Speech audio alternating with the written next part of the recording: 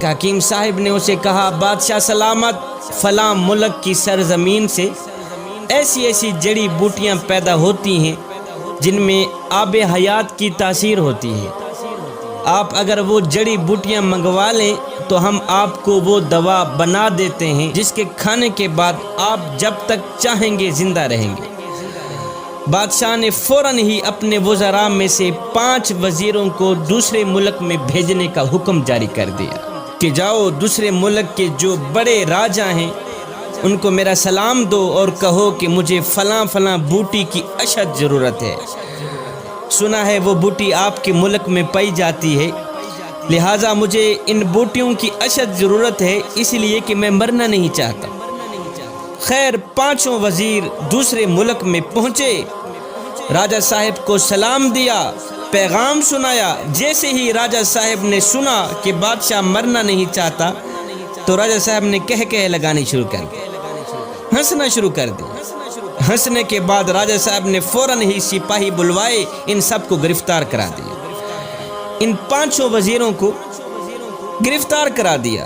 گرفتاری کے بعد راجہ صاحب نے حکم جاری کر دیا کہ ان سب کو لے جاؤ فلاں پہاڑ کے نیچے ایک خیمے کے اندر بند کر کے۔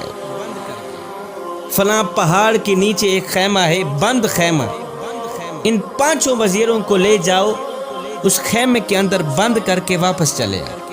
اور ہاں ساتھ میں ان 5 وزیروں کو یہ بھی کہہ دینا کہ جب تک یہ پہاڑ 2 ٹکڑے نہیں ہوتا تم آزاد نہیں ہو۔ جس پہاڑ کے نیچے تم پڑے ہو جب تک یہ پہاڑ 2 ٹکڑے نہیں ہوتا تم آزاد نہیں ہوتے۔ سپاہی ان 5 وزیروں کو لے گئے، پہاڑ کے نیچے خیمے کے اندر بند کر کے واپس چلے آئے۔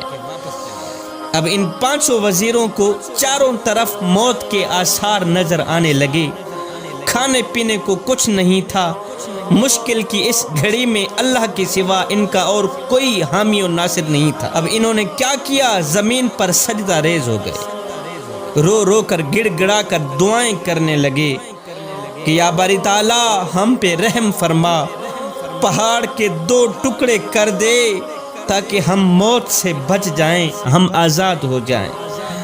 اللہ اکبر۔ سارا دن ساری رات روتے ہی رہے۔ ان کے دن رات رونے کے بعد میرے اللہ کی رحمت جوش میں آئی، میرے اللہ نے ان پر رحم فرمایا، ان کی دعا قبول ہوئی۔ ایک دم زمین ہلنے لگی، زلزلہ آیا، پہاڑ جڑوں سے ہلنے لگا اور پہاڑ کے 2 ٹکڑے ہو گئے۔ اللہ اکبر۔ زلزلہ آیا، پہاڑ کے 2 ٹکڑے ہو گئے، ان کی دعا قبول ہو گئی۔ اب راجہ صاحب نے آرڈر دیا کہ ہماری شرط پوری ہو گئی ہے، پہاڑ کے 2 ٹکڑے ہم چاہتے تھے ہو گئے ہیں، اب جاؤ ان 5 وزیروں کو میرے پاس لے آؤ۔ سپاہی گئے، لے آئے۔ جب وہ سامنے آئے تو راجہ صاحب نے کہا بھائی اب تم واپس اپنے ملک میں جاؤ، اپنے بادشاہ کو یہ سارا واقعہ سنانا، جو کچھ آپ لوگوں کے ساتھ ہوا ہے یہ ساری کہانی اپنے بادشاہ کے آگے پیش کر دینا، آخر میں بادشاہ کو میرا ایک پیغام بھی سنا دینا۔ جی راجہ صاحب کون سا پیغام ہے؟ راجہ صاحب نے کہا کہ اپنے بادشاہ کو کہنا کہ بادشاہ 5 لوگوں کی بد دعا جس طرح پہاڑ کو ریزہ ریزہ کر سکتی ہے، 5 لوگوں کی بد دعا جس طرح پہاڑ کو ریزہ ریزہ کر سکتی ہے، بالکل اسی طرح 5 کروڑ عوام کی بد دعائیں بھی بادشاہ کی زندگی مٹی میں ملا سکتی۔ 5 لوگوں کی بد دعا جس طرح پہاڑ کو ریزہ ریزہ کر سکتی ہے، بالکل اسی طرح 5 کروڑ عوام کی بد دعائیں بھی بادشاہ کی زندگی اور اقتدار مٹی میں ملا سکتی ہے۔ اپنے بادشاہ کو کہنا کہ بادشاہ اگر تم اپنی لمبی زندگی اور لمبا اقتدار چاہتے ہو تو ہر گھڑی ہر لمحے غریب عوام کی بد دعائیں سے بچنا۔ غریب